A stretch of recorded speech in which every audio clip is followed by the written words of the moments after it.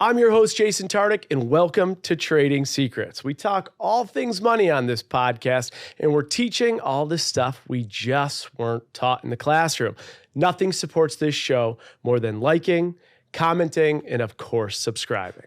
Welcome back to another episode of Trading Secrets. Today, we are joined again by a Bachelor Nation fan favorite and one of my great personal friends, Kelley Flanagan. Kelley last joined us on Trading Secrets at the end of 2022. Wow, that was a long time ago, where we discussed your time on The Bachelor, your career as an attorney, and your plans for life as a content creator. A lot has changed for Kelley over the last 2.5 years. Professionally, her content creation career has fully taken off as she shares fashion and lifestyle content with her 1 million plus followers.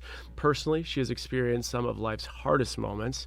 She continues to fight her battle with Lyme disease. In addition to that, she recently went through a public breakup, and more recently, she lost her father this past December.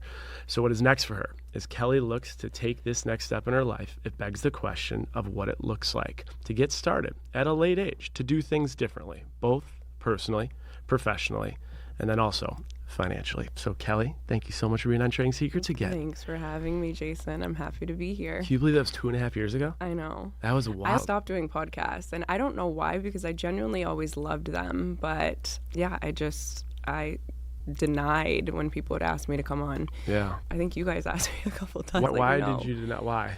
I think it was the new relationship that I was in. I don't know. I think it put a little bit of pressure on me not to be like as open as I once was.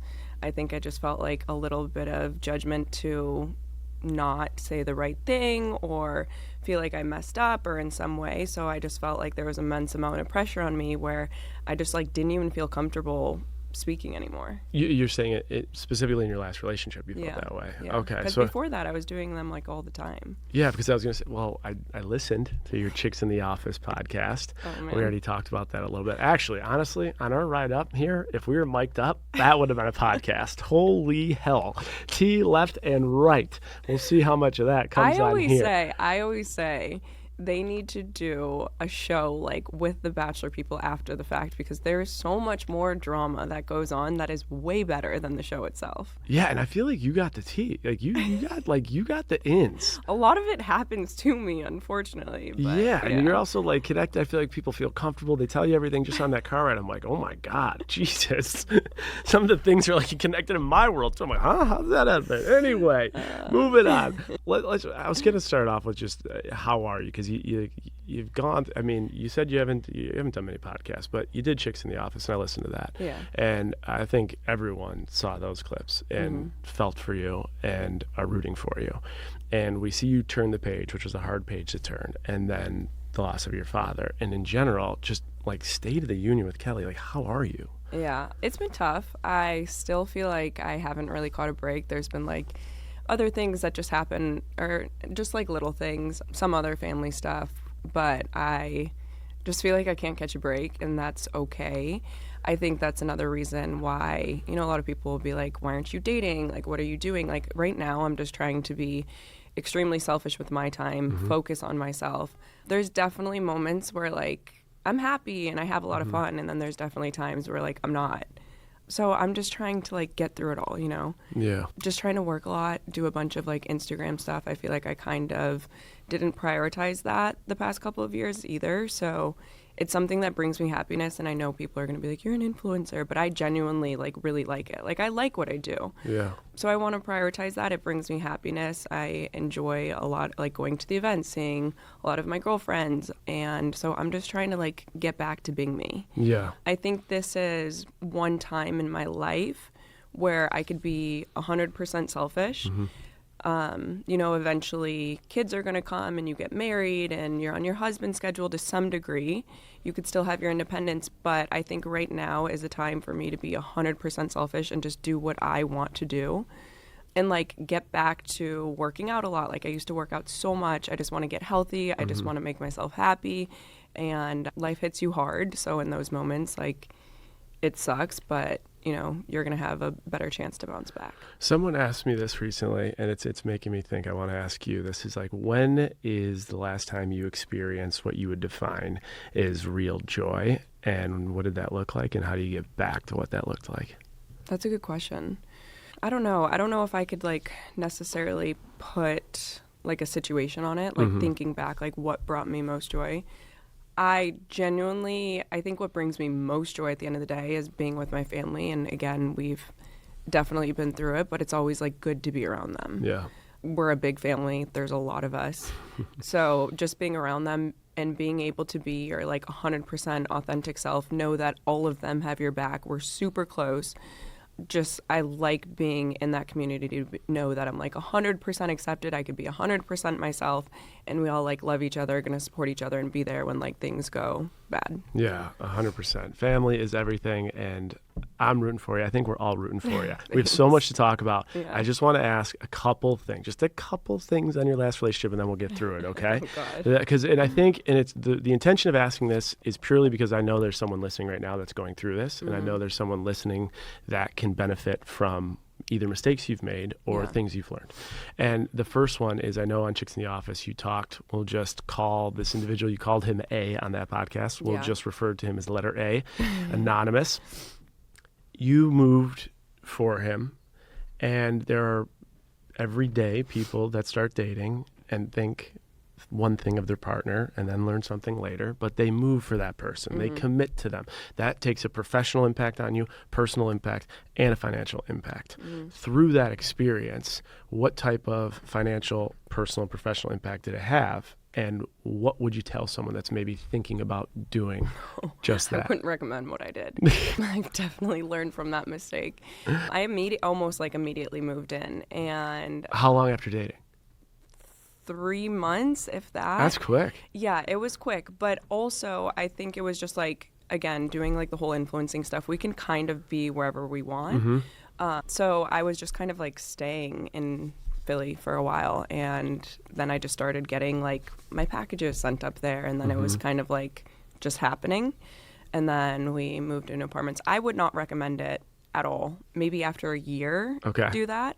It impacted me in ways because, one, there's not much like job opportunities influencing. There wasn't like a crazy amount of influencers there in Philly that I knew, or it's just not like known for that. Yeah. So I didn't have much going on. So I moved up there, and even though we could be anywhere, like I just didn't really, I was like, what am I doing here? I don't have any of my stuff to like do what I need to do. So it was just harder to kind of get jobs. I was like skipping out, Art Basel's down in Miami, and I was like skipping out on big events that happen in Miami, and I just kept like letting things fall through. I kept, job opportunities would come and it would be like out the door. I think there was a little bit of pressure there too, to not necessarily take all of these opportunities from the person I was dating. Yeah. So something would come up and I'd be like, I need to go to New York. And it was kind of like, no, you don't. And I was like, okay. So like shame and blame associated with that? A little bit, yeah. Yeah. So I just kind of started like giving up things that I would never give up before. And I don't know why I allowed that, or why I was like letting that happen. Because again, like I love doing this, but I was allowing that. So me moving in with them is just like, I just kind of like was giving up who I created, which like I hate, because I feel like I've created this beautiful life. I have amazing friends. I have an amazing job. I'm so grateful for everything that I've created. And then I start dating someone and I'm like, oh, okay, everything's going to go out the door. Like I wasn't even meeting up with my friends as much as I usually do. Like I put a huge importance on my friends, and I was just like not really seeing them. Yeah. Like I gave up everything to be on someone else's schedule, and it wasn't making me happy. And I was like kind of trying to fight back for it, and it was just like sometimes always an argument where I would just get exhausted and being like, okay, whatever, like you win, Yeah. And looking back on it, I'm like, why the hell did I do that? Like why? Like I'm an idiot. Well, this is why I wanted to bring this up. It's a very interesting intersection of professional navigation in worlds and like personal impact. And the way I'm reading the situation is that there was some manipulation to take away the very thing that made you shine. Yeah. And when that thing went away, it gave that person more control. Yeah. And on the Chicks in the Office podcast, you kept saying, maybe I'm weak, or I can't believe I allowed this. But it was such an intentional way of how it was done, based on what I'm hearing, that it was so calculated that if your professional shine could be taken away, then your weakness becomes magnified. And that's what I think is so important when you think about just love and money and just career, is like making sure that you're with that someone that's bringing you from an 8 to a 10, that's encouraging you to be better, because it is an absolute form of manipulation to try and control that, and then have more ability to control you because you're not feeling good about what you're doing and who you are professionally. I was definitely being stripped of a lot of things, but again, like, I was allowing it, so that's where, like, I kind of blame myself, and I know I shouldn't, but I was, like, allowing it to be stripped from me, and there was definitely points where I would fight back, and I was like, no, and it was still going in that way. Like, I knew he hated what I was doing. I post goofy stuff all the time. I post stupid shit all the time. I look like hell a lot of the times, and I don't really care. But it was always like casting judgment on, oh, why are you posting that? What are you doing? Blah, blah, blah. So it's almost like it created a little bit of an insecurity within me, where I was like, I just like didn't know what to do anymore, because I like could not be myself when it came to posting, when it came to this. And it was like, I was like cleaning dishes and doing the housework before I was prioritizing like work stuff or partnerships that I had. So it was like I was turning into this like housewife, and I was like, no, I love what I created. So it was like this mental thing going on in my head where I'm like, what am I doing? Like that aspect is not making me happy right now. I have these opportunities. I want to take advantage of the opportunities that I've created, and I wasn't. Yeah. And I always knew, though, Jason, I never got rid of my place in Miami. I always knew something was a little off. And people would say, like, why are you spending so much rent in Miami? Why are you spending so much rent in Miami? But I knew something was off, and I wasn't going to. So even though I was never at my apartment in Miami, I kept it as like a safety. So maybe that's a good rule of thumb. Like, have a safety net, have an out, have an option. Believe me, it was an expensive one. A really expensive one. One that paid off, though. Yes. One thing I got to bring up is there's a book called Out of the Fog, and it's dealing with a partnership that feels somewhat what you're dealing with. And the fog is instilled fear, unnecessary obligation, and guilt. And so it sounds like what he was doing was creating that fog for you. And as a result of it, you're handcuffed, and that impacts your professional success and also just the way you feel about yourself. Did this start to have an impact on you actually financially? Like your earnings and things? Huge. Wow. Huge. Like half of what you made the year prior? Yeah. Interesting. Yeah, I was giving up a lot of partnerships, a lot. So it was constant self-sacrifice. Yeah. Interesting. A lot. All right. So and that's why I was like, I used to be like, I just like saw what I used to be doing, and I was like, oh my God, like financially, I'm giving up so much. And like there would be like great partnerships. Why were you giving them up? Because it would like start a fight, and it would be like, why I was like, hey, I have to go to New York. I have to do, this sounds so bad, but like I was like, I got to go to New York. I have to do a partnership with Smart Water. Sure. And great company. It's like a dream partnership, by the way. Sure, yeah. It was great. Yeah. And he's like, no, I think he had like something else on his plans. And he's like, no, I'll wire you the money. He would never wire me the money, but he would always say, I'll wire you the money. And I was like, what? Like, why am I giving up this opportunity? Like, it was just like, he didn't want me doing it. And he would be like, we have to do this, that, and the other. And like, I just didn't want to start a fight. So I would be like, okay, whatever, I'm not going. Wow. Okay. I'm a big takeaway guy. If anybody feels that they're going through this in any capacity, where their professional worlds are being constrained, where there's some control, where they're thinking about moving in, give me some Kelley Flanagan new golden rules. Like, what are some golden rules given your experience? So damn soon. Okay. Take your time with the move-in. Have a safety net. What else? Anything else from a money perspective about like splitting things or not splitting things, anything like that? I have learned throughout a couple of relationships that I pay for a lot of things in relationships, and I'm very generous. When you say pay, like financially you pay? Yeah. Like I'll pick up that entire apartment in Philly. I essentially either got some brand partnerships with it, or a lot of it was my own money. that I was just paying. And again, Paying for what? The rent or just everything in there? and not like the the rent. furniture? I wasn't paying for the rent, but the furniture. Like it would be like, oh, we're gonna get this mirror, and it was like, well, that's expensive, and I was like, whatever. I just don't want to start a fight, and I would just like put it on my credit card. One of the tough things with that is when you're not married, when you exit, who gets the property? Oh no, it's all his. You didn't take any of it? Nothing, not one piece. You're an attorney. What are we doing? Jason, I just wanted to get out, and I didn't. Okay. I wanted out. I wanted no conversation. I wanted, don't talk to me. Don't ever even look at me. Like Okay. Cut it, whatever. You keep everything that's in there. Yeah, just don't speak to me. Leave me alone.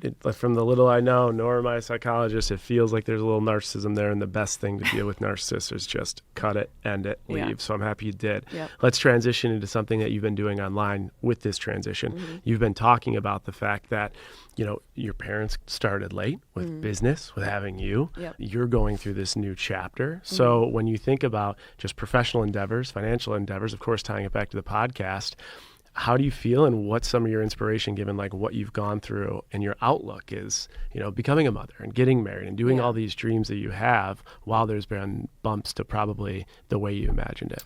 Yeah, so I actually just turned 33 last week, 2 weeks ago. Happy birthday. Thank you. Appreciate it. But I think what I was recently posting, and I told people that my mom and dad had started a lot later in terms of getting married and having children. How late did they start? So my dad was 48 years old. Wow. Yeah, Your dad was 48 when he got married? He was 48 Your years old. dad's my new inspiration. Yeah, so he was 48, and he used to always go around being like, I was a bachelor until 48 years old. And Never married before, huh? Never married before. Wow. It's kind of sad to some degree, but he didn't grow up like maybe in the most loving family. He was raised by his grandma. His mom like wasn't really present. So like I feel like before my dad had us, like he didn't really know like a true definition of family, or like maybe felt that way. Sure. He would always say great things about his dad, but I don't think he was crazy hands-on. Okay. So I think my dad just like went through life, and he was like, I'm not really going to get married or have kids. Like he wasn't really stuck on that. And then on my mom's side, it was a little complicated. Also, another reason why they started late was my mom is Greek and my dad was not.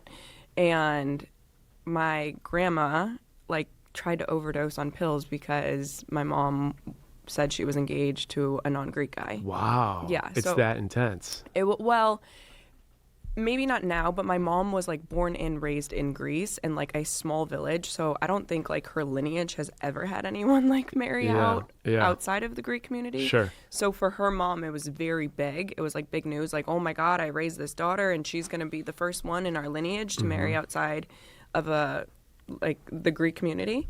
So they were dating for a long time. I think almost like 8 years, and they were like kind of on and off, not necessarily fully on. But they dated for a while, and then they finally were like, no, we're getting married. My mom was 36 years old. Wow. My dad was 48. Yeah.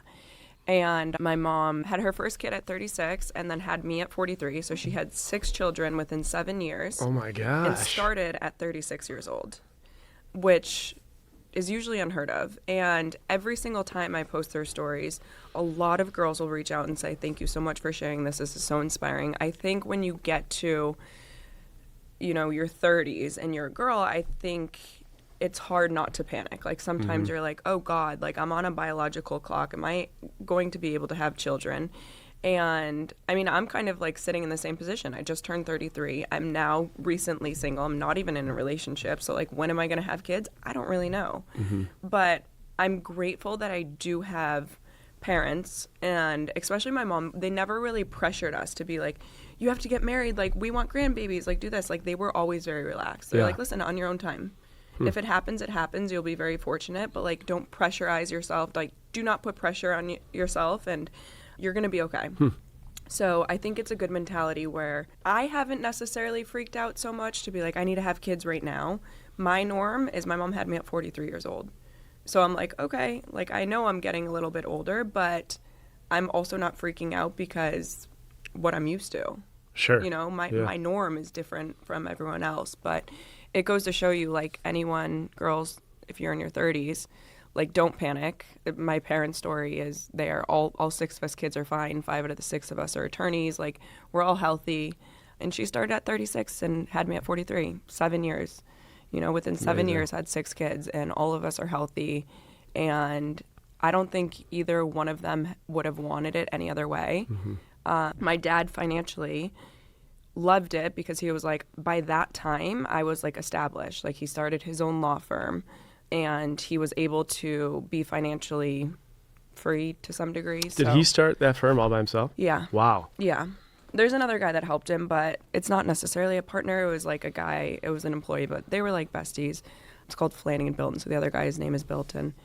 But yeah, he started the law firm, and that takes a lot of time. You know, you're grinding in order to become successful. And he did, and he was able to become successful. So by the time he started having kids, it was like one less stressor on him. Sure. You know, he was like, I mean, 6 kids financially, that's, we bulldozed him. But he was always very like, whatever you guys want, would like try to give us whatever we wanted. And yeah, he wouldn't want it any other way because he was like, it just took one stressor out. You know, financially, I was like, okay, I could do this. Yeah. I know finances within a relationship could be really tough, and it's a lot of fights. Yep. So I loved the way we were able to do it. You know, I know they started later, but it was like beautiful to me. Yeah. Do you think, I mean, that awesome inspiration, like you're continuing to live his legacy through, and then you have your mom there cheering you on, and you have so many people looking up to you saying, that's right, I could be 33 and crush my profession and everything's going to be okay. It's going to be fine.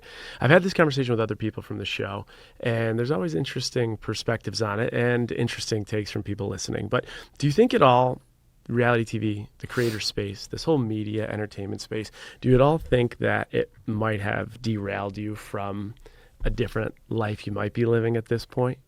Yeah, I mean, my life would be definitely different. Like, do you think at this point you'd be married with kids if you didn't go on reality TV? Okay, so I'm going to answer this in 2 different ways. Okay. Because I've seen you ask this question before. I actually had a conversation with Evan about it. I think the guys in the franchise are different from the girls. Okay. How so? Because the fan base is girls. For you guys, I think it's a little bit harder. Like, I've been out when I used to date Peter, and I was always with the boys. The fan base reacts differently to the guys than they really do to the girls. What do you mean by that? You guys date the people that are usually like watching the show, like the fan base. A lot of the guys who I would say we probably date, like maybe haven't even really watched the show, or aren't like crazy fans, don't know so much about it, aren't like really involved with the drama. They're more so out. So it's not like, it's different for us because it's like the guys that we're usually dating aren't like intertwined to some degree. Yeah. With you guys, there's a lot of girls that, you know, they're all like cool girls, and they're like around our age and stuff like that. And usually they're sometimes like a fan of the show. So it's like you go to try and date a girl and she knows all of your business. She knows everything. It's probably hard for you. Or like, who can I trust? Like, is this someone who like wants to know all of my deepest secrets and they're going to go out and share it with other people that I don't want my business to? Do you not feel that though? Not really. It's different for the girls, I feel like. Okay, interesting. I think it's pretty different for the girls. Like, to be honest, my last relationship, we barely ever talked about the show. A lot of guys that I feel like we date aren't going to be as intertwined. Sure. Okay. I just don't. But I feel like for you guys, it's a little bit different. Yeah, I think maybe. Yeah, I think if the viewing audience is, I guess, mostly women, it adds different like challenges. When I would go out with the boys, it was just different from when I went out with the girls. Yeah, the fan base, the girls get more excited about the boys than they do about the girls. And there's like, maybe, I don't know what it is. This is maybe like they have potential to date you guys. With us, they don't have that potential. Like, well, maybe like if you're, you know. Well, if you're what? If you're into that. Oh, okay. I didn't know if you're referring to someone specifically or something. No. Okay. That was a little eyebrow pop right there. No. But do you see what I mean? Yeah, I think suppose there's a lot of moving parts when it's, I guess, a women-based viewing audience, right? Like if I suppose I was to date someone that has no idea what the show is, even if they have no idea, right? Like your situation, and then online there's still 97% of people that are following you that are women. Like how will they react to that is maybe a different There's thing. definitely going to be girls out there that don't know, like that don't know of the show, don't watch course. the show, Yeah, but I would say the percentages are going to be lower than the guys. Okay, so your thesis, let me get your thesis here. You think it makes sense why some of the guys might have come on my show and said that reality TV and media pushed back their expected timeline as to like where they would be. And you're saying for majority of the women on the show, you think like that's not as applicable. Yeah. Okay, all right, that's fair. Then, but also there's like, for that situation, I think it might be a little bit harder for you guys to date after the show. Whoever's listening to this podcast, dating is just hard. like nude dating thing. Like it's 2025 it's a whole different fucking ball game out there, and it's like I find that dating is like a full-time job. Yeah. Do you feel that way? Yeah. It's a lot. That's why I don't understand like cheaters. Like how do you have the time? That's a whole different conversation. Yeah, and the thing about like the time and effort. Yeah, like in your last relationship, like how and like just break up. If you're gonna cheat, just break up. Yeah. Right? What are you doing? But I will be honest. Okay, that's my first answer. I feel like it's a little bit more difficult for you guys than it is for us. Okay. Second answer is yes, I do think we were also pushed back in weird ways because we are given a lot of like really cool opportunities. I remember when we first got off the show, it was like me, Victoria, Kelsey, and we're like flying to St. Bart's and like doing some of the coolest things that we would probably never get to experience without being on the show. So I think initially, right when we got off the show, we were prioritizing the social media world and doing all that, trying to figure it out, trying to learn, trying to do all this. That probably pushed us back because our priorities were a bit different. Right. But then also too, here's another one. There's been guys who I'm like great friends with, and they're not trying to offend me in any degree. Yeah. They're like amazing friends. A lot of guys don't necessarily love the publicity of what we're doing. And he was like, I love you girls. Like, you girls are amazing, but I could never date you guys. And I was like, I don't take that offensively at all. I really don't. I don't think that's offensive. Like, I mean, I'll speak to like my situation. The idea of dating someone again in the public eye is like absolutely terrifying. Even if I'm going, like, suppose I'm going on a date with someone and they are in the public eye. Like, I would rather just not be anywhere where anyone is, because when things don't work out, I think I'm like traumatized by it. It's just a lot. Yeah. Imagine this, right? Yeah. Your last boyfriend. Yeah. From what I know, he deserved every little thing that you put out there, and good for you. You should. That, yeah. And you empowered a lot of people that are going through the same thing to do the same thing. Call them out and speak. And that is beautiful. No one should be silenced. But like, the idea these days that like someone can go on a podcast and like your career is ruined if you step left or right the wrong way, that's terrifying. It is. And that's like the world that we live in right now. It's wild. But at the end of the day, Jason, if you're a good person, that's true. Listen, I would never go on a podcast and ruin someone's like name, like literally go in. Listen, you know, I could say so much worse than what I've said. Oh yeah. Like I literally just scratched the surface, and you know that. Yeah. But I would never go on and ruin someone's name if they were a good person. Correct. So at the end of the day, Jason, if you're dating a girl, and at the end of the day, you're just a good person, like you're not doing things like, listen, everyone's going to screw up in some manner, in some degree, but like at the end of the day, if you're just striving to be a good person, I do think your karma comes back. I don't think someone's going to go on and say, you're a piece of shit, this, that, and the other. You know, like I genuinely think that people only do that if you are horrible human being. Well, and I mean, I've seen a lot of your situation. Hang on, your situation fully warranted. As someone that like we run a talent agency, and then I've been in this space, I've definitely seen people take things out of context that are completely untrue to put themselves in a better position. Oh, that's sad. You did not do that. Yeah. But what I have found, exactly to your point, is that if there's not merit to what is said, the wind behind the sails will stop. And the sailboat won't keep going because there's no validity to it. Oh, right? I like that You're is good with analogies. that is a real thing. It's a very, very real thing. Yeah. So That's a wild world. We're talking all things. Now, the next career stop for you, let me ask you. You're single, you're 33. Yeah. We know that the Bachelorette season got pushed back, but Bachelor in Paradise is coming up. Would you ever make that career move? Would you go on Paradise? No. They reached out to me, and I just don't necessarily think it's a move for me. And again, like, I'm sitting here being like, I'm 33, whatever, but I do feel like the show is maybe geared to a little bit younger than me. So I told them, I was like, I just feel like I'm a little bit old for Paradise. You know, maybe if I was like 25 right now, it could be fun. But like, I would need guys who are, I don't know, minimum 35 years old. I mean, fine, 33, call it maybe even a little bit younger. Would you not date 30, younger? I don't think I've ever really, like, done that. It's not anything against it. Yeah. I haven't seriously dated someone younger than me. I don't know. I don't know why I don't know. I don't know about that one. But I told them, I was like, if you guys are casting the Golden Bachelor guy, sure, sign me up. Yeah. She was dying. She was That's like, Kelley, unbelievable. You're not old. Stop it.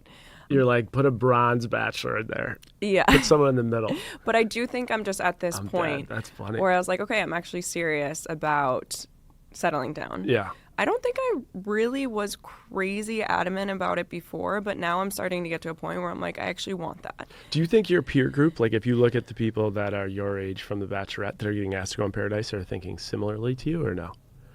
I mean, I think I just know from my friends' experience, but both of them, you know, Victoria, Kelsey, they already went on it. But No. like, you got some feelers out there with people. Like, are people that are in their 30s thinking the same thing you're thinking? I in your don't know, friend because group? my season, you have Hannah Ann who's married, you have Maddie who's married. I'm great friends with Victoria. She's already done it. Kelsey's already done it. Like, so the ones that are already in my circle is the ones that, like, I talk to and I know. Gotcha. And I don't know what their perception is. Is there anything that they could do to get you on that beach? I was just telling her, I was like, to me, it just didn't, like, make sense. One, I don't even know if I'm, like, 100% ready to start dating just because, like, my dad's stuff. I don't think you should really go in a relationship when you're mentally, like, not your strongest. Yeah. And I know that's kind of my situation right now, so I haven't been, like, super eager to Jump in there. Yeah, you know, they're going to be like, how's your life? And I'm going to be like, well, my life's been in shambles. Anyways, how's your life? Like, you know what I mean? Like, what do I really talk about? I'm still not, like, strong enough in myself to, like, give what I want to give to someone. Yeah. You're going through it right now. I could feel it. Like the second I saw you, like your energy. It's not like this typical Kelley energy. Yeah. And I know that you're going through it. As a friend of yours, I could feel that. Yeah. But like, you are going to break through in so many unbelievable ways. Like hope this so. time is like, it's going to develop a whole different Kelley Flanagan, and it's coming. And just that answer, like, I know I'm not there yet, and when I am there, it's going to be like glorious, and you're going to get there, and it's going to be unbelievable. Yeah. And I feel for what you're going through, because that's a lot. It's a lot. And when you come out of this, it's going to be watch the fuck out. Here she comes, Kelley Flanagan. Speaking of watch the fuck out. All right. Last time you were on this podcast, it's the beauty of having people on your podcast. You get to listen to what happened then versus what happened now. Yeah. And people brought it up when I asked them for questions. You talked a lot about the fact how, like, you know, you're not a big bag girl. Like, you didn't, buy bags, not your thing. Strange. At that time in 2022, you didn't own one Chanel bag. And then you go viral on TikTok because you have a Chanel bag. Someone spills wine on it, totally gets the bag in good shape, but then he sends you the bag. And everyone's asking me, one, what is the status of Kelley with her bags? And two, is she going on a date with this guy who bought her a Chanel bag? How much does a Chanel bag cost? $5,000? I think so. Like $5,000. I think it was like 50. So for people that don't know, this guy spills wine on your bag. Correct. Okay. And did it ruin your bag? No. Not at all. No. Okay, so this is more of the story. I'll try to give some details here, but I know he wants to stay private, so I have to respect that. But it was like around Super Bowl time. We were at a table just like this, and he spilled a glass, like literally waterfalled on my bag. And I was like, oh my God, it was like a burnt orange color. I should have brought it today. I have it here. And I thought it was going to get in like the stitching and the seams. And I was like, this thing is ruined, completely ruined. Red wine all over this bag. And I picked it up immediately wiped it off. It was good. But he also had friends there, like mutual friends, and they were giving him such a hard time. So they're like, you ruined her bag, blah, blah, blah. I just feel like that kind of friend group would have never let him hear it down if they're like, you're so, you did this and you ruined her bag and whatever. So they were giving him a hard time. And I told him, I was like, no, it's good. It's good. And he bought you the bag. Bought me a bag and sent it to me. Did you go on one date with him? No. Like, actually? He's just like, out of the goodness of his heart, he's like, even though the bag was perfectly fine. The bag was perfectly fine. What a gentleman. Yes, unbelievable. Standing O to this guy. Is he single? He is single. Why don't you go on a date with him? He is a friend of my brother's, and my brothers, I don't think they would appreciate it. Interesting. Are you interested? Listen, I've known him for years. I think he's interested. I don't know. I'm not going to answer. Right. But I've known him for years. He's an amazing guy. He's a great guy. I think if that ever happened, my brothers would not be thrilled. Interesting. Yeah. All right. But if it's your person, yeah, they should support it. Yeah, all right, let's go. Let's transition to this. The last time you were on the podcast, too, you talked about your law work. You wanted to be... Wait. Oh, I didn't acknowledge. more. Yes, I've been buying Chanel's. I said last time. Oh, last time you weren't a bag girl. Okay. You said your mom would kick your ass if you were buying these bags. And I became a bag girl, and it's really bad Are now. you, what is it? Is it income? Is it more disposable income? Like, what is it? Right when I got off the show, I think my priorities changed a little bit. I wanted to save as much money as I can. I was living out of my parents' house. You said last time, sorry to interrupt, Yeah. you said that every single dollar you made from influencing was saved and invested. That was Correct. in 2022. As I did. And then once I felt like I was comfortable enough to have like enough invested, I was like, okay, why not? I think I was 31, 32. It was my gay best friend, and he was like, you do not have a nice bag. Okay. Like, you are in your 30s. Yeah. Like, shape up. Like, and I was like, I don't know what that even means, but he really wanted me to have a nice bag, and he kind of manipulated me into getting it. Took a He bite of the bullied apple. me. And then once that happened, I was like, wait, this is actually cool. I love this. What was your first bag? I think this one, actually. I purchased this one myself. Okay, and how much does that cost? I think 6. 6. And like, can you sell that for more than 6 right now or no? Like, is there I any don't know. appreciation? Yes. Well, no, I don't know. I know they hold their value well, but I don't know. The Hermes bags, definitely. Those do, right? Yeah, those do. I don't know about Chanel, but I know they hold their value. How many bags you got now? Now that this guy from said 0 to not a great one. She's a bad girl now. 4 because he just bought me that one. Okay, 4. Okay, so not like a crazy amount, but I had 3. Okay. Question for you. Yes. Finances. We're talking finances here. You making much more now than you were as an attorney? Yes. Yeah. And how much were you making as an attorney? When I first got there, I think I was like, well, okay, this is where it gets confusing. Okay. So when I'm an attorney, it was, I think we talked about this last time, but we have like a weird thing of how we're splitting it. So we essentially have a little bit of ownership. My dad said, if you guys want to work at the law firm, if you want to have ownership of the law firm, then go to law school and all of that stuff. So I had a percentage of it. I have a percentage of the law firm. Okay. So our salaries were always shot. That's right. You said that. Yeah. Okay. So that's why it was, to be honest, I don't even know what it was, but it was like, I don't know, maybe 100,000. But the way we do things was. But I remember you saying comparative to other institutions and other law firms at that level in Chicago with like your education background, you were making far less than what they were because of the equity. Far less. Right. Because it was like other things like, our rent was taken care of, a lot of our bills were taken care of, all that stuff, and then we would get like a shit salary, which was fine. Yeah. Totally worked, But I can't even remember specifically what it was. I think it was even less than that, but it was like kind of all of our bills, our cars, our rent, all that stuff's taken care of. You don't get a crazy salary. You're new here. You also get a percentage. I would take that any day. You know what I mean? But it wasn't, and my dad also didn't want to to come in and being like, here you guys go, like you get everything. It was more so of work your ass off and work your way up. Like, you're not coming in here getting paid more than the person who's been working here for several years. Like, he was hard on us to be like, if you want to work here, you work, and we'll eventually like keep increasing your salary if you're doing a good job. Yeah. He wanted us to come in like at a very low level and work ourselves up, which I actually really respect. That makes sense. Yeah. Now in 2022, we talked a little bit about the social media thing, and we were like, who knows like what the future holds. Yeah. I know you had a year with your this relationship, you weren't making as much, but have you at all come close to what you were making then, or have you always superseded it in this space? For what I was making as an attorney, yeah. Oh, no, I've always superseded. Always. Yeah. And back in 2022, you were like, who knows what the future holds? It's now 2025. What's your outlook with this? Like, what's your goal? What's your dream? Where do you think it's going? So this sounds really bad, but I am, how do I explain this? I'm not someone who really like plans ahead. Like if someone came and was like, what's your plan for the next 5 years? I've never been that way. Yeah. Like even when I was going to law school, some of my other siblings knew from, I don't know, 10 years before they were going to law school that they're going to law school. Mine was kind of like a last minute decision where I was like, maybe a year and a half before I was like, you know what, I'm going to decide to go to law school. And then I had to start studying. But I'm not this person who like has a 5-year plan. And I always just say, I was like, it always just works out for me. Yeah. And it's true. I mean, listen, my life's in shambles currently, trying to get over that. Breakthroughs coming. But things have just like happened to me where it just like always works out. So I don't put like a lot of pressure on myself because I don't think there's something where I'm like, I have to be doing this. Yeah.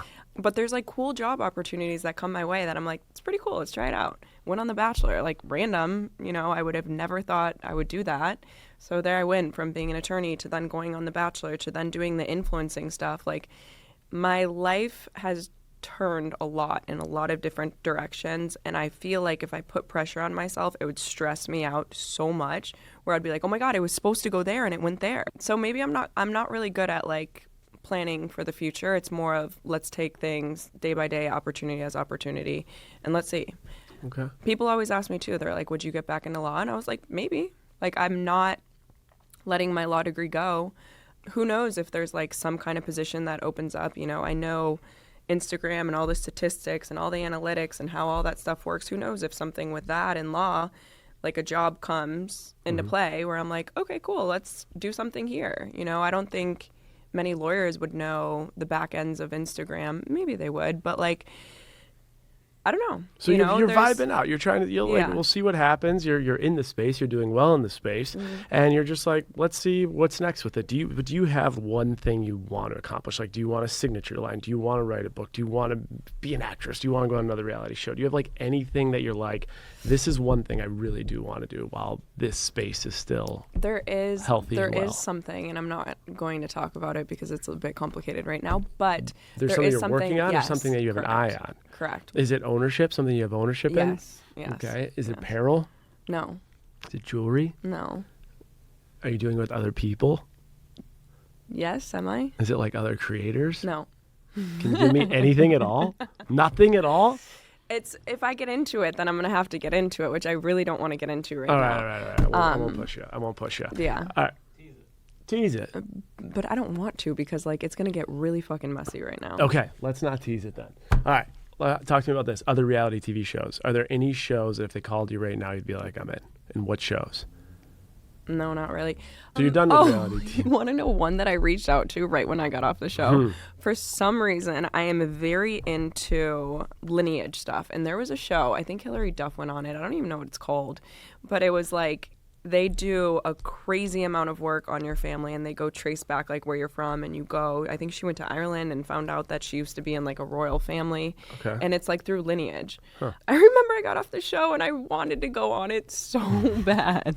Right. I was like, how cool would that be to go like fly and being like, your great grandpa is this person. I don't know why I've always been obsessed with it. Okay, that's cool. Actually, 23andMe, we found out a couple years ago that my dad had 2 half-brothers he had no idea about. Oh, wow. Yeah, and I'm not going to say the next one because it might complicate things in family. But, yeah. So I've always just been obsessed with 23andMe and lineage and all that stuff. And I don't even know if that show exists anymore, but I thought it'd be cool. All right, maybe that would be cool. Has any show ever knocked on your door other than Paradise? There's another dating one right now that's been...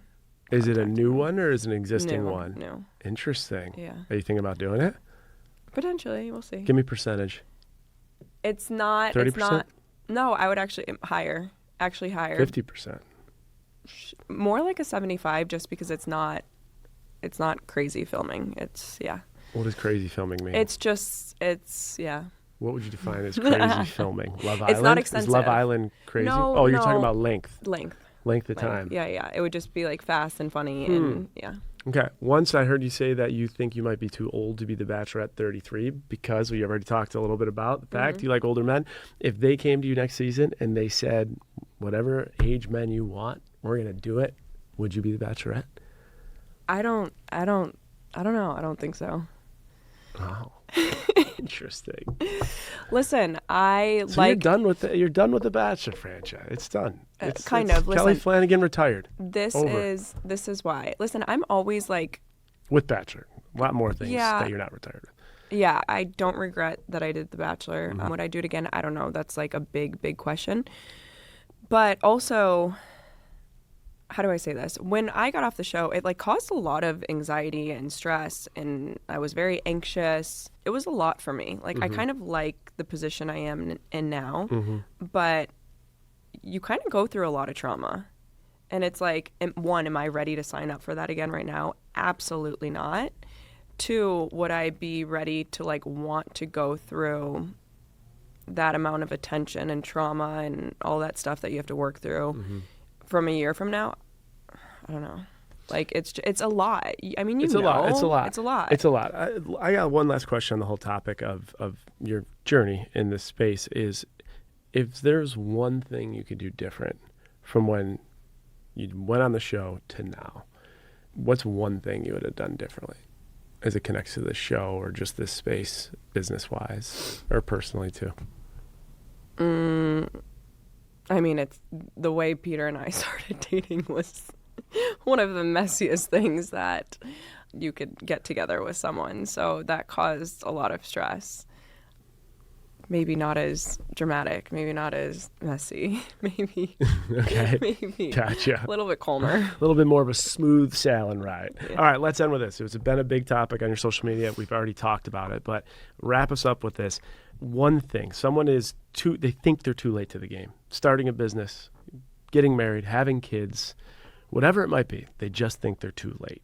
It's been a part of your theme here. So what's the biggest piece of advice you'd give to those people? Business, personally, professionally, whatever it is. To be honest, be easy on yourself. To be easy on yourself, don't put much pressure on yourself. And if you're going after your dream, go after it. Like, take advantage of all of your advantages. My mom always says that to me. She was like, take advantage of your advantages. If it's there, like, come on, Kel. So just be easy on yourself. Go after what you want. Do what you love. And go after your dreams. You know, what did they say? Oprah started at like 40 years old with her talk show. There's so many other people that created a massive success not early on, and that's fine. Just be easy and go after what you want, and you could start at any age. I love it. It's great advice. Last question I got for you, trading secret. You said go after your dream. I know it's hard for you to predict in the future, but like, what is the dream for Kelley Flanagan? I don't know what the dream is for Kelley Flanagan. What do you think it is? Kelley Flanagan's life is in shambles right now. The dream is don't be in shambles. Is that the dream? The dream is focus on yourself right now. I don't know. I mean, listen, I do want to have kids. I do want to have a family. I would love that. I also like having something that I can independently do for myself, and it brings me joy. It brings me a purpose. I think people having a purpose for themselves is huge. And so I think that's why I love what I do, is because I'm like, you know, I have a purpose, and I don't ever want to give that away.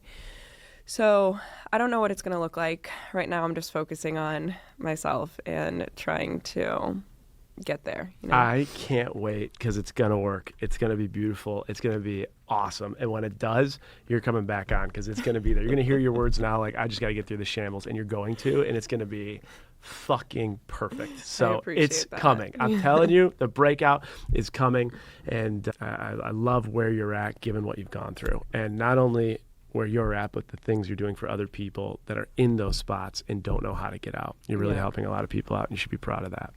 All right. Trading secret. What can you leave us with, Kelley? One trading secret from Kelley Flanagan. I always say education is the biggest thing. Well, listen, not education, but knowledge. Yeah. Knowledge is the biggest thing. And that's one thing I'm fortunate that my dad, again, my parents never pressured us, but my dad was always big on. He was like, listen, at the end of the day, he would talk to us about going to law school. And he was like, the only thing I could give you guys to like help me feel secure about you guys and like know that you guys are going to be okay is he was like, if you guys want to go and further your education, he was like, it makes me sleep easy at night, which was the biggest gift that like he can give us, you know, like at the end of the day, if something happens with influencing, I can go back to law, you know. It's not only that, it just helps me in like an everyday setting. I feel like my brain used to think in a more disorganized way, and going to law school, I learned how to really solidify thoughts and focus on one thing that's being asked and all of this stuff. So I think it just teaches you how to think differently. So I think knowledge is just huge. Like I need to be with a partner who intellectually stimulates me. Sure. I need it. Yeah. So I think just try to educate yourself. And that doesn't mean having to go to extra school, reading books, all of this stuff, like just trying to learn. Yeah. I think it's really huge. I think it's great. It reminds me a little bit about your apartment in Miami. It's a safety net. Like you're an attorney by law, like you're educated, you can do whatever you want, however you want. And that confidence, I chirp about the cost of my MBA all the time, but I know no matter what, if this whole thing dies tomorrow, I know I can go get a great job at a large corporation. It's a safety net. And that confidence also gives you the ability to move forward in your career at a different speed and a different trajectory. So that is great, Kelley. Kelley, where can everyone find everything you have going on? Instagram at Kelley Flanagan. Okay. And then TikTok at Kelley Flanagan as well. Amazing. And when do we, something's brewing here. Do we have a time of when this is popping? What? Your thing that you couldn't tease. Oh. It's a little messy right now, so we'll see. A potential date maybe this summer. Maybe, yes, okay. Correct. Stay tuned to her Instagram and TikTok. Kelley Flanagan, thank you so much for coming back on Trading Secrets. Appreciate it. Thanks for having me, Jay. You killed it.